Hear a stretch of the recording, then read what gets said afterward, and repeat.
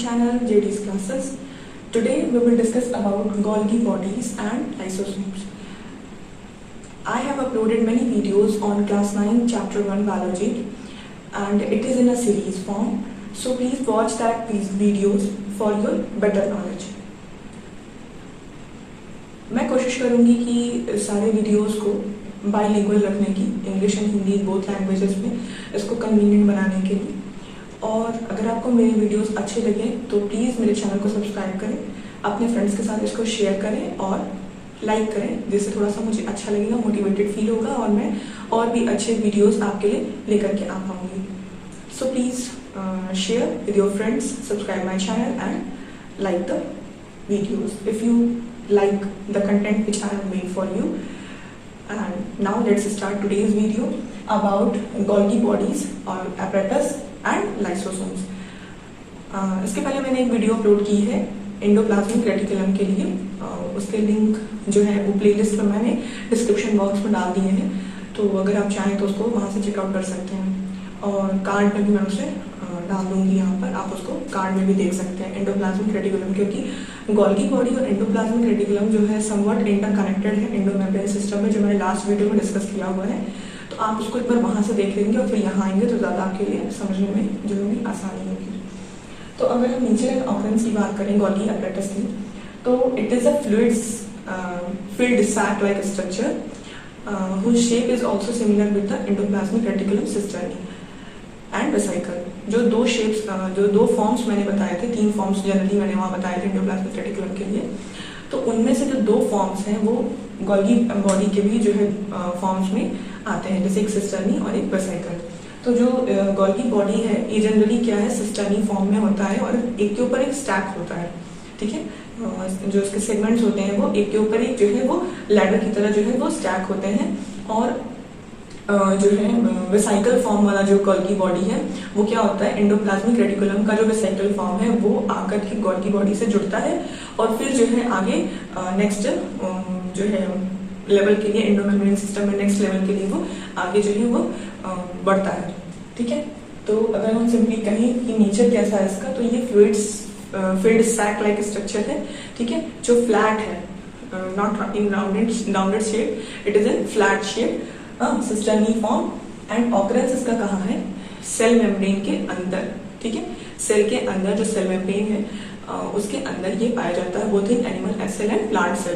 Plant cell में इसको एक टर्म यूज करते हैं,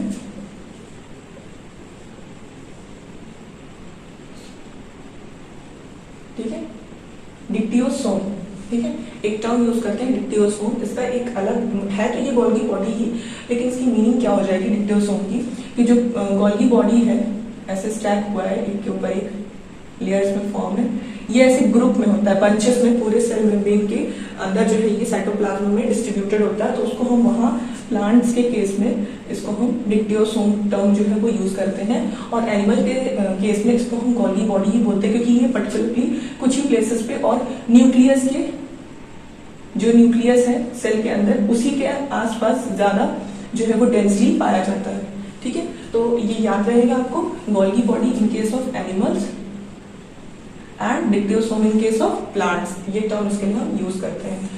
और नेक्स्ट इसका हम फिर स्ट्रक्चर देखेंगे और फिर हम इसका फंक्शन देखेंगे, दोनों का, लाइसोसोम एंड गोल्गी बॉडी का।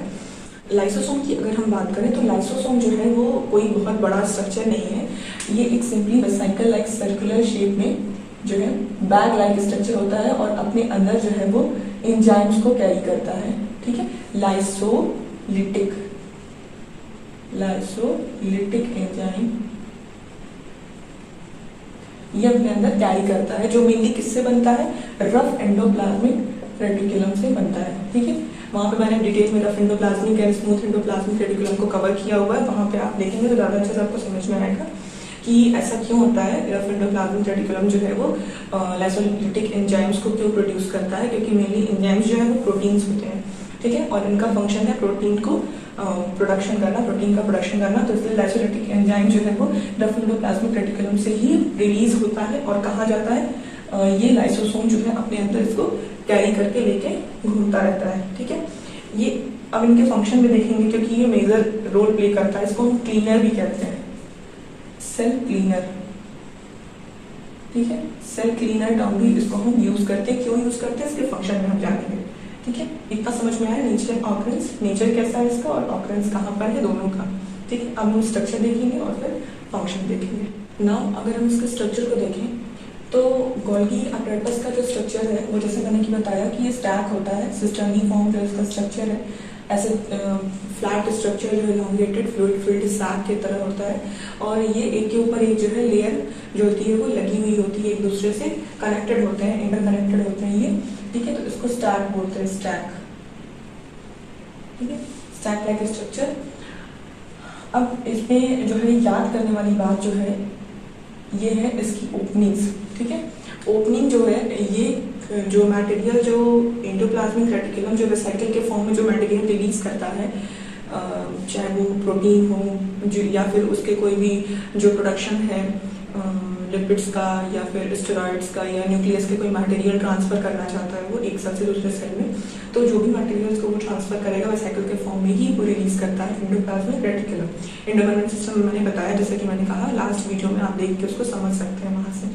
तो वो जो है एंडोमेम्ब्रेन सिस्टम के थ्रू जो है वो मटेरियल वेसिकल के फॉर्म में एंडोप्लाज्मिक रेटिकुलम से वो रिलीज होता है, और ये जो सैक्यूल्स स्ट्रक्चर है, ओपनिंग्स हैं, ठीक है, यही ओपनिंग्स इसको कैप्चर करती हैं, यही ओपनिंग्स जो है इसको कैप्चर करती हैं। ठीक, और अंदर अपने अंदर लेकर के और फिर जो है आगे की तरफ से इसको डिस्चार्ज वेसिकल के फॉर्म में इसको रिलीज कर देती हैं, न्यू पैकेट्स के फॉर्म में अपने सेल्स के थ्रू इसको जो है पैक करके भेज देती हैं। इसको आप आसानी से समझ सकते हैं, जैसे किसी इंडस्ट्री में कोई रॉ मटेरियल आया, ठीक है, रॉ मटेरियल आया, अब उसके बाद क्या है, जैसे आप बिस्किट की ही एग्जांपल ले लीजिए, बिस्किट बनकर के आई फैक्ट्री से और किसी कंपनी ने उसको खरीदा। ठीक है, अब कंपनी खरीदने के बाद क्या करेगी, उन बिस्किट्स को एक रैपर में, जो आप देखते हैं उसके बाहर का रैपर हो गया, ट्रे हो गया, उसमें वो अरेंज करके और उसको पैक करके और मार्केट में लॉन्च कर देगी। तो लेकिन ये जो है बात नहीं बदलेगी कि वो जो बिस्किट है वो जो है लास्ट फैक्ट्री जहाँ से उसने परचेस किया था वो वहाँ की है। तो वही चीज़ यहाँ पर है कि जो वेसिकल फॉर्म में जो मटेरियल्स है वो एंडोप्लाज्मिक रेटिकुलम रिलीज करता है, लेकिन इसको खुद जो है पैक करके और आगे ट्रांसफर करने का काम कौन करता है, गोल्गी अपैरेटस करता है। ठीक है, अब इसके दो फेस होते हैं, दो चेहरे। ठीक है, एक तरफ से जहाँ वो वेसिकल के फॉर्म में एंडोप्लाज्मिक रेटिकुलम के मटेरियल्स को वो ले रहा है या कैरी कर रहा है, उसको हम सिस फेस या फॉर्मिंग फेस कहते हैं। ठीक है, सिस फेस या फॉर्मिंग फेस, जहां से वो लेकर के और फॉर्मेशन कर रहा है, और जहां से वो रिलीज करता है उसको ट्रांस फेस या मैच्योरिंग फेस का नाम से हम उसको जानते हैं। ठीक है, इतना समझ में आ गया। तो ये जो है गोल्गी अपैरेटस किसमें किसमें नहीं प्रेजेंट होता है, ये आप याद करना आपको जरूरी होता है, क्योंकि छोटे छोटे मल्टीपल चॉइस क्वेश्चंस में एक में दो नंबर में ये पूछ लिए जाते हैं कभी कभी ऑप्शन दे करके। तो ये एब्सेंट होता है ब्लू ग्रीन एल्गी में, मैच्योर स्पर्म में, बैक्टीरिया में, एंड आरबीसी जो मैमल की आरबीसी होती है, रेड ब्लड कॉर्पसल्स, उसमें ये एब्सेंट होता है।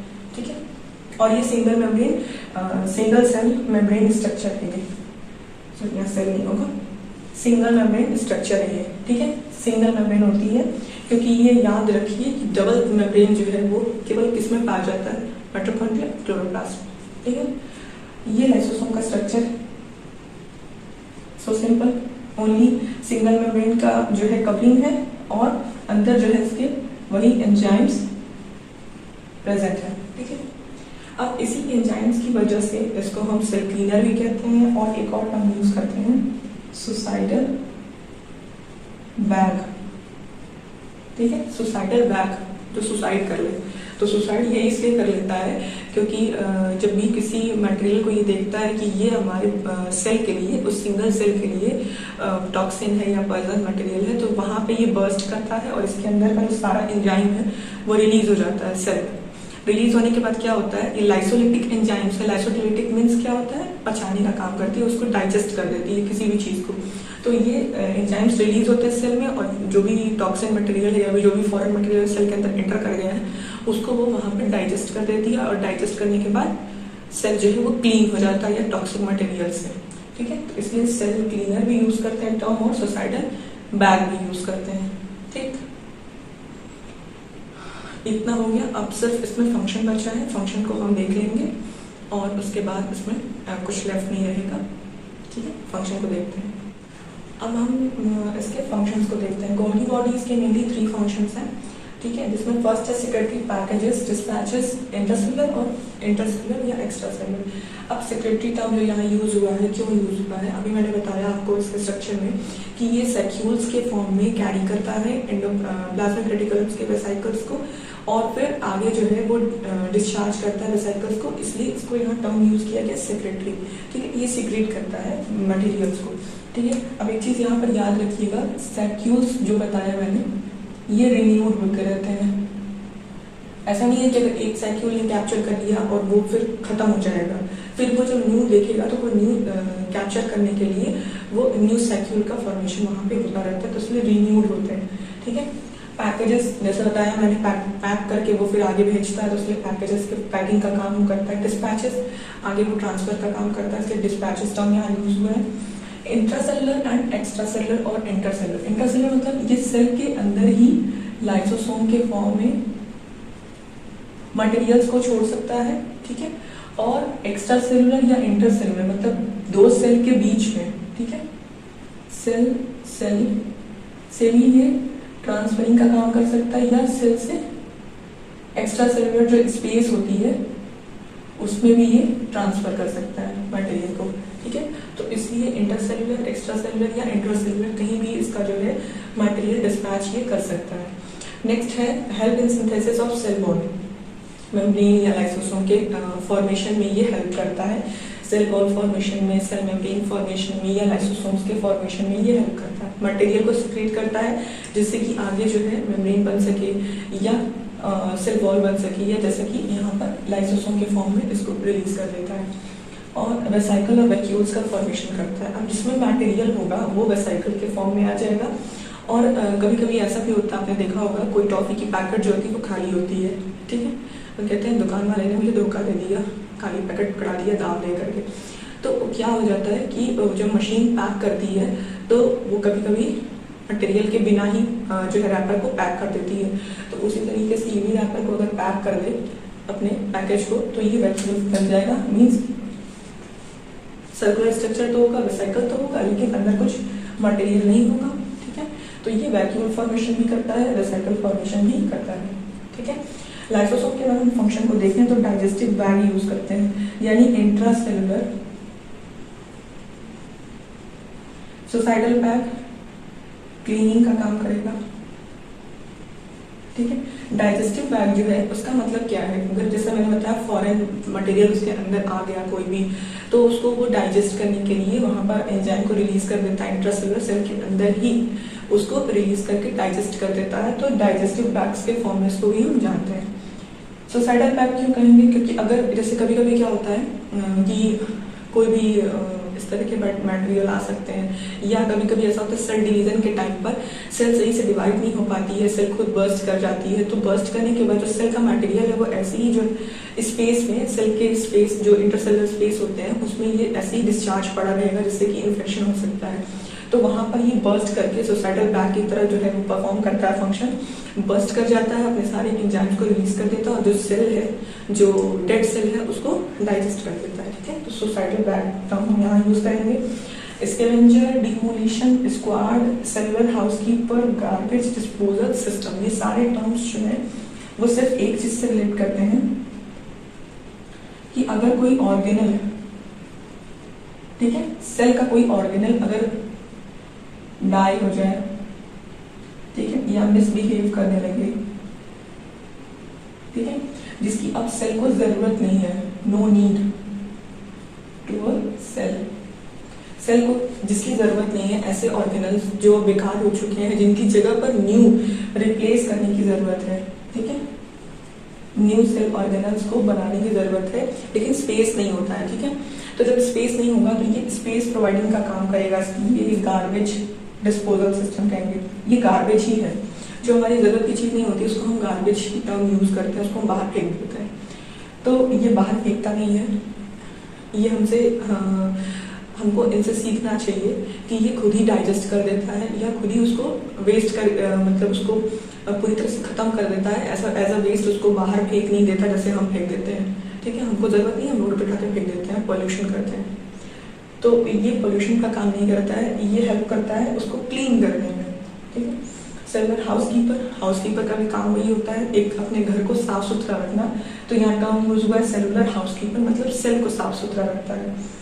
डिमोलिशन स्क्वाड, ये अपनी इसकी टीम है, ठीक है, जिसमें ये डिमोल करता है, यानी क्लीनिंग का ही काम करता है। और स्कैवेंजर का मतलब भी क्लीनिंग होती है। जैसे अपने नेचर में स्कैवेंजर्स कौन से एनिमल होते हैं पता है?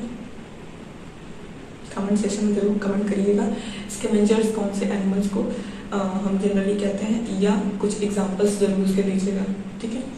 मिलते हैं नेक्स्ट वीडियो में। अगर आपको मेरा वीडियो ये पसंद आया हो तो आप प्लीज़ मेरे और भी वीडियोस को देख सकते हैं, चेकआउट कर सकते हैं प्लेलिस्ट में, और आई बटन्स में भी मैं उसको डाल देती हूँ अपने हर वीडियो में, जो भी इंटरकनेक्टेड होते हैं, ठीक है।